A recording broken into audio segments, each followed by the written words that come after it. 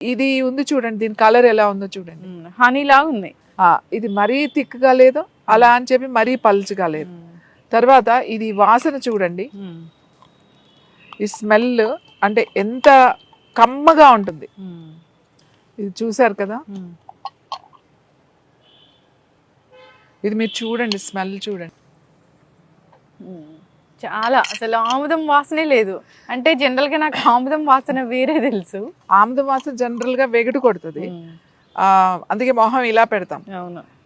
అది ఏది నిలవ ఉన్నది, కల్తీది, సరిగా వండంది, మంచి ఆముదాలతో చేయండి. మీరు ఇది స్కిన్ కి రాసుకున్నా కూడా, ఫేస్ కి రాసుకున్నా కూడా చాలా బాగుంటుంది. అంటే గ్రీజీగా ఏం లేదే, కొద్దిగా ఉంటుంది కానీ మరీ ఇట్లా అంత గ్రీజీగా అంటుకునేటట్టు ఉండదు. అంటే థిక్నెస్ ఉంటది, ఆముదం థిక్నెస్ ఉంటది, కమ్మని వాసన ఉంటది.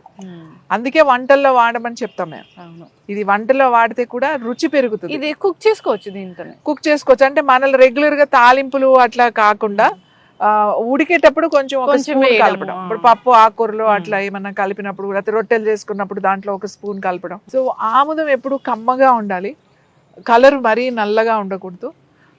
తర్వాత అది ఎక్కువ రోజులు నిల్వ మరీ 1 year కన్నా ఎక్కువ నిల్వ ఉంచొద్దు. ప్లాస్టిక్ సీసాల్లో ఉన్న ఆముదాన్ని వాడకండి.